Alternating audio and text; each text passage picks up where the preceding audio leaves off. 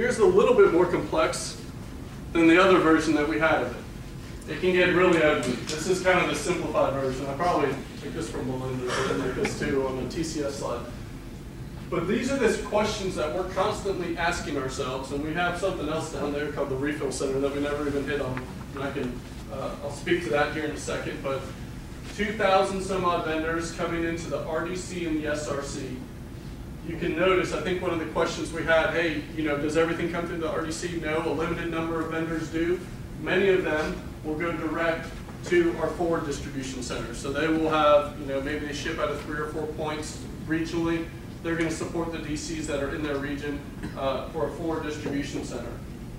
Then we have numerous, I gotta use this pointer, I always forget that I have button right here. Oh, not that one. Do the other one. Cross stocks. Some DCs have a few, some DCs have many. It's all about the geographical coverage that they have.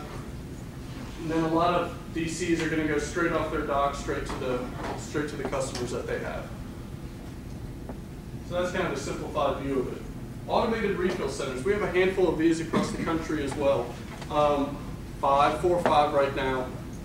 That they are basically clean environments where we take product from our forward distribution centers, send it to the refill centers, and they break it down to the pill level, and they basically fill the prescription off-site there. So let's say a Rite Aid in the Northeast, we have a refill center, or Wegmans.